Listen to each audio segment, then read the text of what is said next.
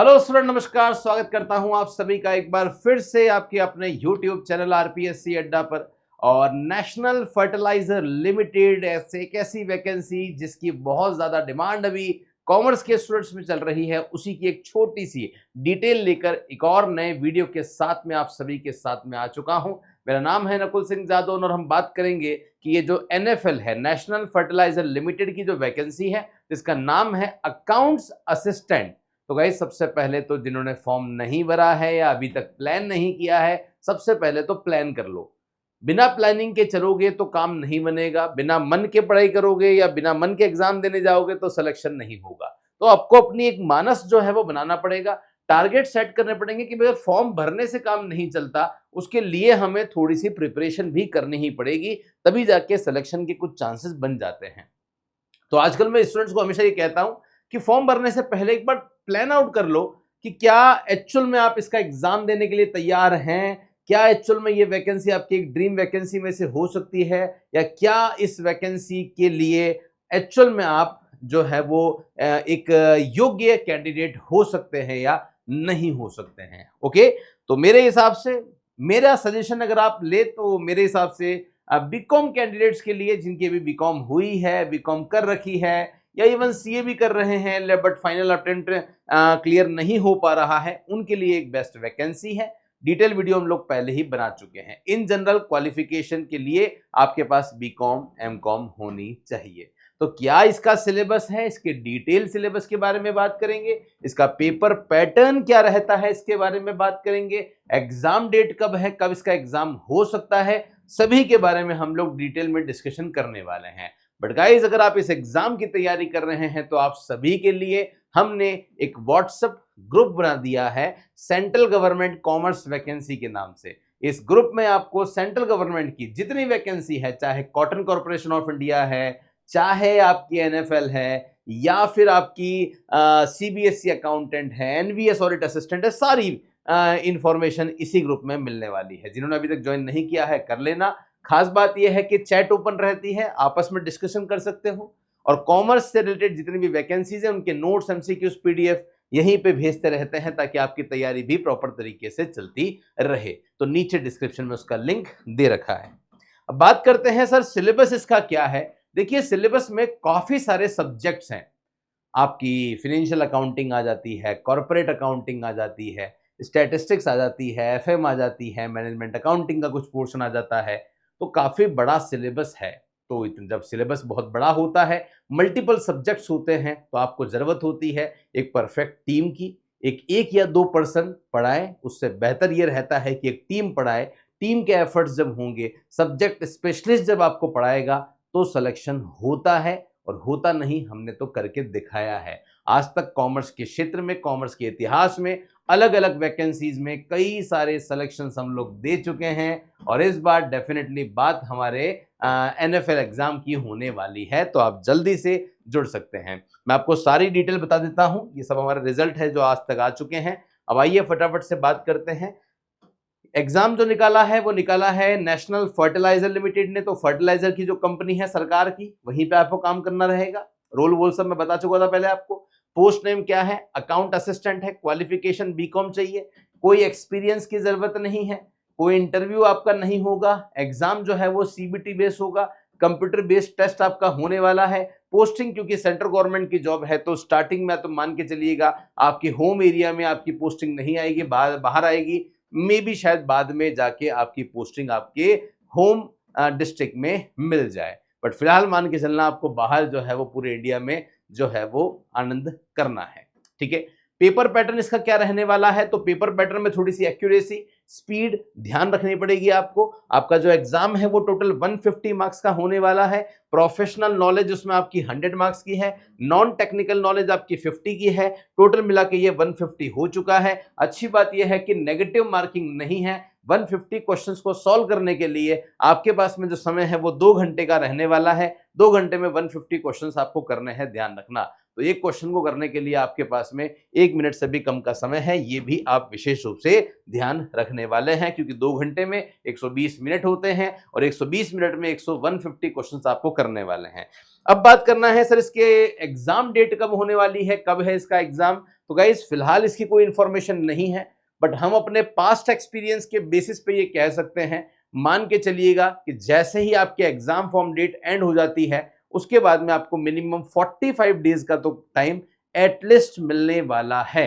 Okay, तो मान के चलिएगा ये जो अभी अक्टूबर चल रहा है, अक्टूबर आपका फॉर्म का मंथ मान लीजिए एक बार, उसके बाद आप 1.5 महीना और मान लीजिए, तो लगभग आपके जो एग्जाम है वो दिसंबर एंड तक या फिर नए साल में जनवरी में होने की पॉसिबिलिटी है ना। तो आप तैयार रहिएगा। दिसंबर में मान के चलिएगा कि दिसंबर में आपका एग्जाम जो है वो हो जाएगा, उसी के अकॉर्डिंग तैयारी करो। तभी जब तक लक्ष्य आप निर्धारित नहीं करोगे या लक्ष्य पर टारगेट करके काम नहीं करोगे तब तक सिलेक्शन नहीं होगा।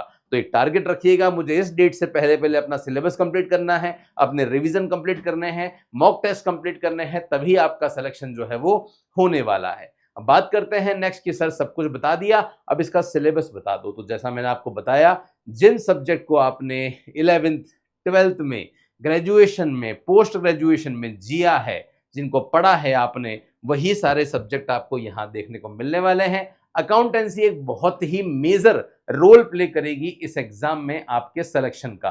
क्या क्या है अकाउंटेंसी में, हम जानते हैं बेसिक अकाउंटिंग तो आनी ही है, साथ में आपका स्टार्टिंग से आपकी जर्नल लेजर से लेकर जो statement preparation of final account होती है, तो जनरल लेजर से लेके आपका ट्रायल बैलेंस हो गया है ना, लेजर हो गया है, आपके प्रिपरेशन ऑफ फाइनल अकाउंट हो गई है, वहां तक तो सब कुछ आना ही है। बेसिक कंसेप्ट हो गए, कंजर्वेशन कन्वेंशंस हो गए हैं, रेवेन्यू कैपिटल हो गया है, कंटिंजेंट एसेट हो गया है, अकाउंटिंग पॉलिसी हो गया है ना, सब कुछ आपका आना ही है। साथ में जो फाइनेंशियल अकाउंटिंग के टॉपिक हैं, अकाउंटिंग स्टैंडर्ड सभी सेंट्रल गवर्नमेंट एग्जाम का आता है, इंडियन फाइनेंशियल अकाउंटिंग रूल है, IFRS है, वो भी आता है। फिर जर्नल से लेकर ये पूरी जो कहानी है आपकी, वो सारी की सारी trial balance, subsidiary cash book, rectification, BRS, inventory हो गया, depreciation, bills of exchange, sale of goods, consignment, ये आप देख सकते हैं। ये एडवांस आपके अकाउंटेंसी के पार्ट है, कॉर्पोरेट अकाउंटिंग के पार्ट भी कह सकते हो। Insurance, hire purchase, departmental accounting for branch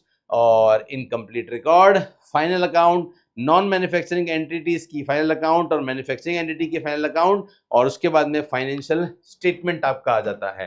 तो आप देख सकते हैं पूरी 11th की जो आपकी फाइनेंशियल अकाउंटिंग है वो तो आनी ही है। साथ में आप देक सकते हैं जो आपके 12th तक में जो टॉपिक्स आते हैं, जिसमें पार्टनरशिप आ जाता है, वही पूरा एडमिनिस्ट्रेशन से लेकर डेथ तक पूरा आ जाता है। कंपनी अकाउंट्स आपका आ जाता है, कंपनी अकाउंट्स में वही है पूरी की पूरी इशू, फोर फीचर है ना, री इशू, सब कुछ आ जाता है, रिडम्पशन आ जाता है, ये सारा पार्ट आपका शेयर्स का है। उसके बाद में फाइनेंशियल स्टेटमेंट आ जाते हैं, तो कैश फ्लो, फंड फ्लो, ये पूरी आपके 12th की अकाउंटेंसी आ जाती है, ये आपके सिलेबस में होनी ही है। साथ में बात जब यहाँ पे कॉस्टिंग की करते हैं, तो कॉस्टिंग की भी जो मेन टॉपिक है, जैसे एलिमेंट ऑफ कॉस्ट है तो मटेरियल, लेबर, ओवरहेड तो आना ही है, साथ में जॉब कॉस्टिंग, बैच कॉस्टिंग, ये टॉपिक भी आ जाते हैं। उसी के साथ बात करें तो बैंक यहाँ पे रिकंसिलिएशन ऑफ कॉस्ट अकाउंटिंग आ जाता है। देन उसके बाद में स्टैंडर्ड कॉस्टिंग, मार्जिनल कॉस्टिंग, जो बेस है कॉस्ट अकाउंटिंग का, वो टॉपिक भी सब जगह आ जाते हैं। देन उसके बाद बात करते हैं फाइनेंशियल मैनेजमेंट की, FM की बात करते हैं, तो FM में स्टार्टिंग से लेकर बेसिक तक जो ग्रेजुएशन में आपने टॉपिक पढ़े हैं वो सारे ही हैं। Cost of capital, capital budgeting, leverage, capital structure, working capital, source of fund, dividend decision, ratio, fund flow statement, सारे टॉपिक आ जाते हैं। देन उसके बाद आपका लॉ आ जाता है। लॉ में छोटे छोटे से एक्ट हैं, इंडियन कॉन्ट्रैक्ट एक्ट है, सेल ऑफ गुड्स एक्ट है, नेगोशिएबल है, पार्टनरशिप एक्ट है, और पार्टनरशिप एक्ट 1932 है, ये ध्यान रखना है ना, पार्टनरशिप एक्ट है और एक्ट 1932 है। उसके बाद में LLP है, उसके बाद में पेमेंट ऑफ ग्रेचुटी एक्ट है, बोनस एक्ट है, ये सारे बहुत छोटे छोटे से एक्ट हैं, लेकिन सभी आपके सिलेबस में दे रखे हैं। फिर एक एक्ट जो बहुत बड़ा है, बहुत वाइड है, जिसे कंपनी एक्ट कहते हैं, तो कंपनी एक्ट भी कंप्लीट ही आपके सिलेबस में दे रखा है। ऑडिट भी स्टार्टिंग से लेके एंड तक वही ऑडिटिंग कंसेप्ट हो गया, ऑडिट रिपोर्ट हो गया, टेक्निक्स हो गई है, प्रोसेस हो गया है, इंटरनल ऑडिट हो गया, कॉस्ट ऑडिट हो गया, सब कुछ है। देन इनकम टैक्स में वही रेजिडेंशियल स्टेटस से लेकर assessment of individual, deduction, set of and carry forward, TDS, advance payment of tax, सब कुछ आपके सिलेबस में है। और इसी के साथ में जीएसटी भी है। जीएसटी बेसिक से लेकर एडवांस तक पूरा है। तो आप देख सकते हैं क्या कुछ नहीं है, ऑलमोस्ट सारे ही सब्जेक्ट आपके सिलेबस में हैं। हालांकि ऑफिशियल वेबसाइट में कुछ भी ऐसी इंफॉर्मेशन नहीं है, बट जो सोर्सेज हमें मिले हैं, जिन स्टूडेंट ने पहले एग्जाम दिया था, पेपर्स हैं, उन सभी के बेसिस पे हमने ये सिलेबस निकाला है।